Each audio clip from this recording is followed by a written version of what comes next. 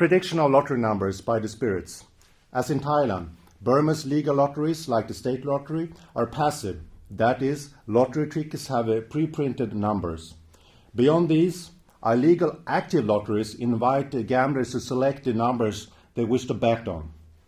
The Burmese illegal lotteries belong to the latter category and are based on the draws of the state lotteries, the Burmese and the Thai state lotteries. The novel prosperity cults that predict the winning lottery numbers are exclusively linked to the illegal lotteries. The two most popular illegal lotteries in Burma are the 3-digit Thai lottery, which is based on the bi-monthly draws of the Thai state lottery in Bangkok, and the 2-digit lottery based on the draws of the Burmese state lottery. The 3-digit lottery seems to have begun in the lower Burma in the 1980s, while the 2-digit lottery began around the 1996. These lotteries have been widely popular since the mid-1990s. According to several informants involved in the sale of the lottery tickets, about 70–80% of the people in their respective areas bet in illegal lotteries. This is in Mandalay. This probably holds for the rest of Mandalay too.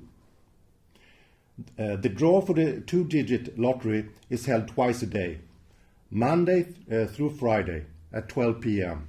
and at 4:30 p.m.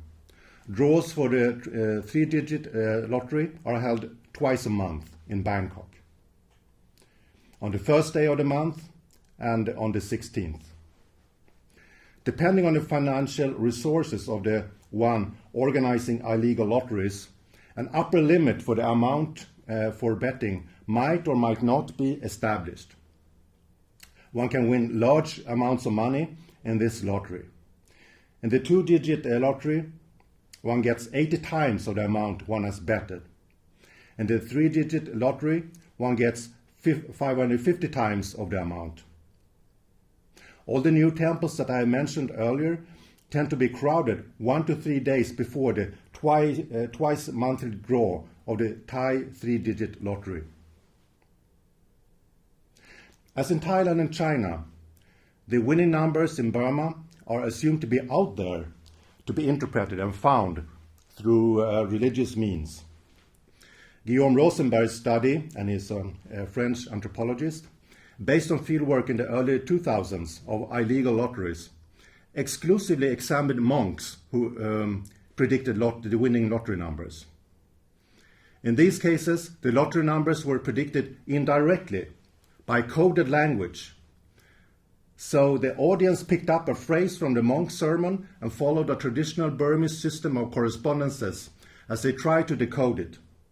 Such decoding procedures were also common in the cults I have investigated.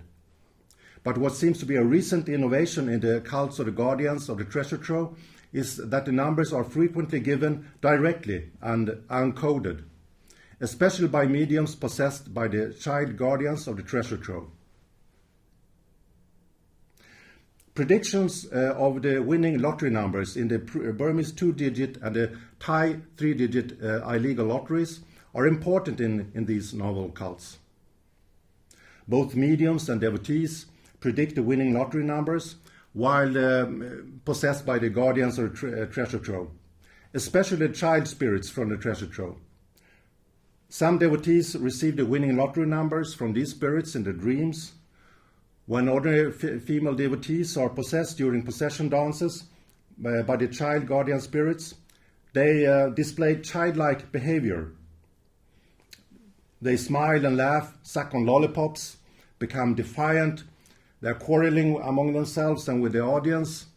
They play football, they eat candy, and offer candy to the audience. In this state, they frequently predict lottery numbers with their fingers. One woman, while possessed by the children from the treasure trove, raised her fingers to indicate winning 2-digit lottery numbers, and she also wrote them on the floor with her fingers. When semi-professional mediums are possessed by the children from the treasure trove and predict the winning lottery numbers, they are mostly seated in a temple.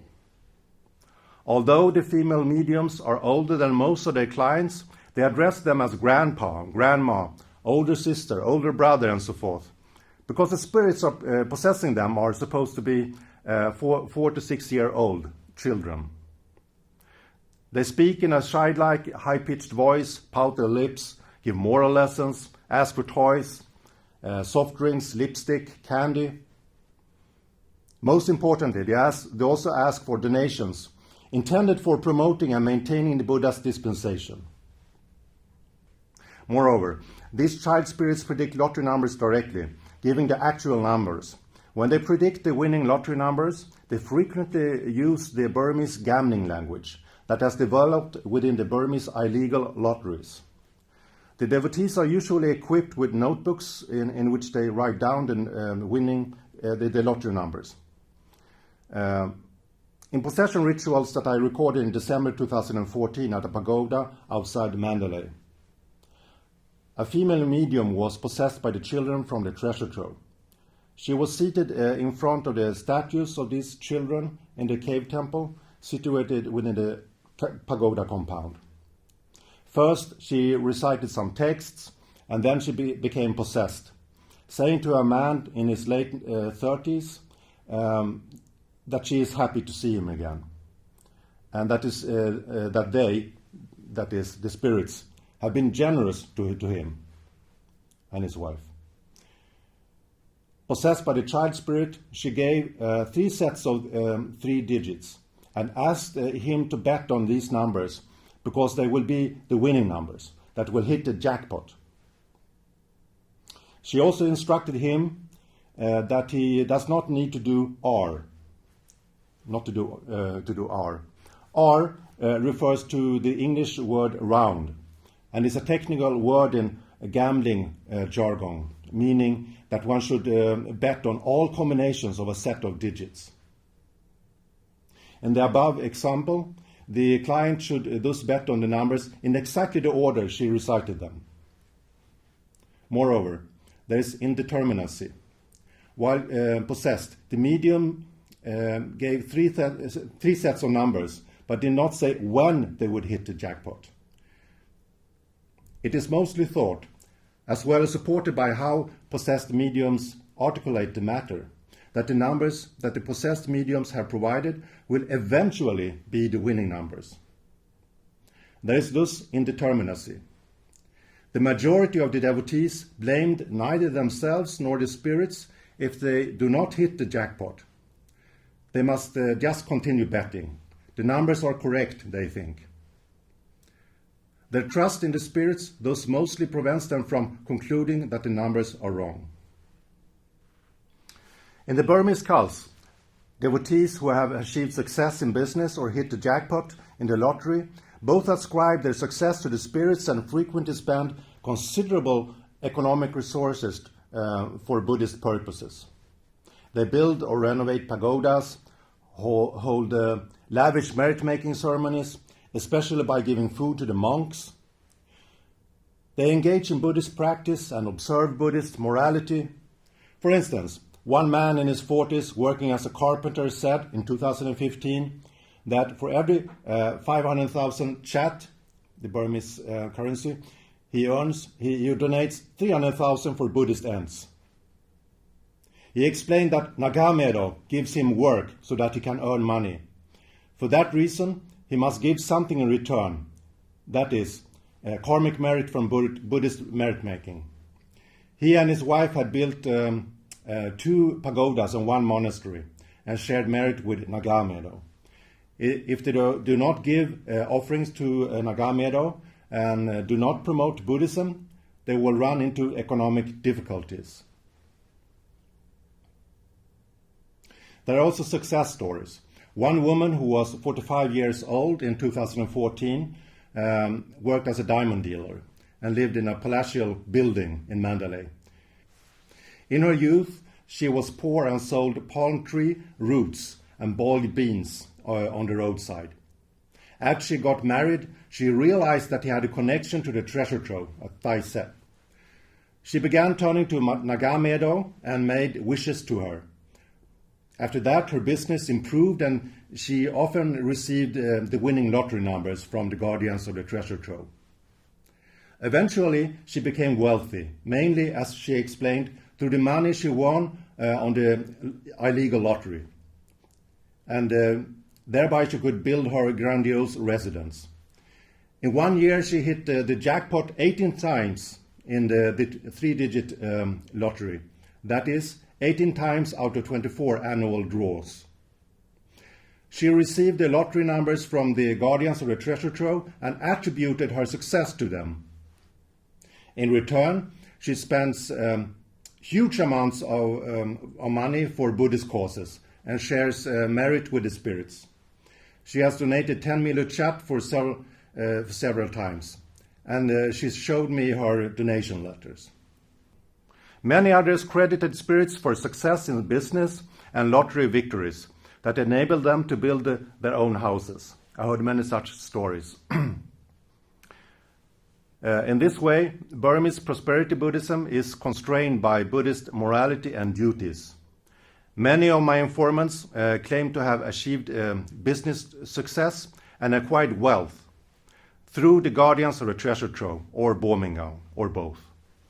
At the same time, in return for receiving such help, the cults require them to reciprocate by giving a return gift as a token of respect and supporting Buddhism and sharing merit with them. Promoting Buddhism may, as examples given earlier demonstrate, entail giving donations to the pagoda and alms to the monks, building or repairing pagodas or engaging in Buddhist practice, including observing Buddhist morality, which are traditional Buddhist merit-making activities, and sharing karmic merit with the spirits. All these acts are perceived as serving to maintain and expand the Buddha's dispensation in society. Individual religiosity is thus viewed as being closely intertwined with the project of the Buddhist community of maintaining the Buddha's dispensation. This intimate relationship between the individual and public spheres characterized the novel cults. Burmese prosperity Buddhism thus serves to maintain Buddhist traditions, morality, and other values. This is what I have called the moralization of wealth acquisition, which I discussed in an earlier section. It means that devotees are required to support the Buddha's dispensation in return for help from the spirits, lest they will face difficulties. This is an inbuilt reciprocating mechanism that compels devotees who have a connection to the spirits and have gained some material benefits through them to redistribute financial gains by donations for Buddhist ends and or by embodying Buddhism through practice, whereupon they must share merit with the spirits.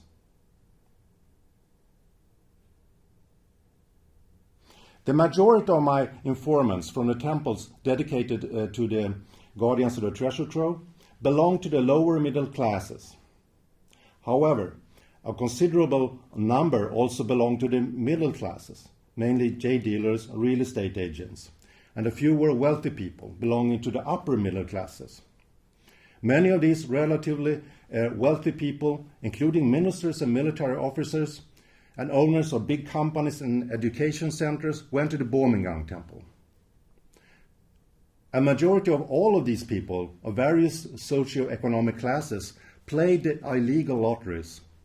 This social complexity deviates from the norm in Western societies where the poor are overrepresented in lottery participation. One reason for this might be that most people in Burma, including the middle classes, are rather poor in comparison to other countries and cannot easily afford luxury products that are available on the global market.